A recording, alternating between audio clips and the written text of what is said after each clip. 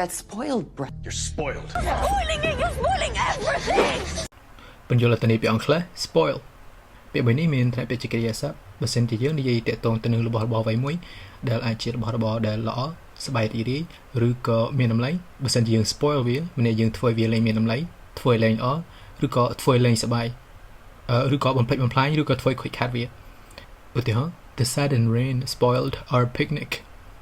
មានន័យថាភ្លៀងដែលភ្លាមនឹងវាបានធ្វើឲ្យខូចខាតការញ៉ាំអីនៅក្រៅរបស់ពួកយើងបើសិនជាយើងនិយាយតាក់ទងនឹងអាហារបើសិនជាយើងចង់និយាយថាអាហារមួយគឺ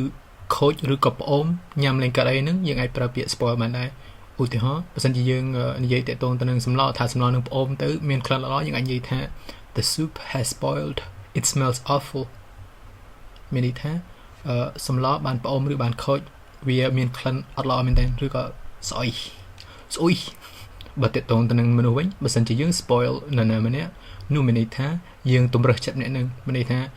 យើងធ្វើអីដែលម្នាក់នឹងចង់បានរបស់ឲ្យមួយយើងទិញអីនឹងចង់ឲ្យយើងធ្វើមួយយើងធ្វើនឹងធ្វើតាមចិត្តរហូតទៅបានចិត្តនឹងទៅបើសិនជាយើង spoil someone that person becomes spoiled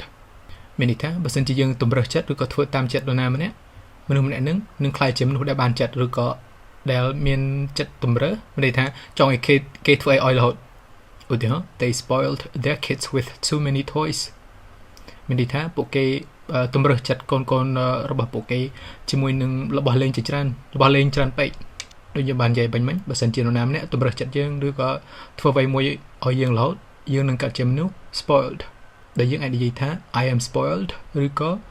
I am a spoiled person មានន័យថាខ្ញុំជាមនុស្សដែលចង់ឲ្យគេធ្វើអីតាមចិត្តឬក៏មនុស្សដែលមានចិត្តទម្រើសចិត្តនៃរបស់ពាក្យ spoil មួយទៀតដែលគេនិយមប្រើគឺនៅពេលដែលយើងនិយាយអំពីព័ត៌មានអ្វីមួយឬក៏ដំណឹងពិសេសអ្វីមួយដែលយើងមានកម្រងចង់ធ្វើឲ្យនរណាម្នាក់ភ្ញាក់ផ្អើលឬក៏ surprise ឬក៏ជារឿងសាច់រឿងផងដែរសាច់រឿងដែលកាត់ឡើងដែលពិសេសនៅក្នុងសាច់រឿងអញ្ចឹងបើសិនជាយើង spoil នរណាម្នាក់រឿងហ្នឹងមានន័យថាយើងប្រាប់រឿងហ្នឹងទៅមនុស្សម្នាក់នោះមានន័យថារឿងដំណើរការ surprise ដំណើរការធ្វើមនុស្សនឹងភ្ញាក់ផ្អើលទៅកាត់ឡើងផងយើង spoil រឿងហ្នឹងបណ្ដោយមានន័យថាយើងបង្ខូចដំណើរការហ្នឹងមានន័យធ្វើគេលែងមានអារម្មណ៍ថាគួយភ្ញាក់ផ្អើលឬក៏ចូលចិត្តរឿងសាច់រឿងដែលគេនឹងឃើញនៅក្នុងរឿងហ្នឹងដោយសារគេដឹងសាច់រឿងហ្នឹងដោយសារយើងប្រាប់សាច់រឿងឬក៏ប្រាប់ដំណឹងគេរួចហ្នឹងទៅគេលែងមានអារម្មណ៍ពិសេសឬក៏លែងមានអារម្មណ៍ភ្ញាក់ផ្អើលឧទាហរណ៍មួយតើតើទៅនឹងភាពយន្ត Please don't spoil the ending I haven't watched it yet មានន័យថាសូមកុំបង្ខូចឬក៏សូមកុំប្រាប់ពី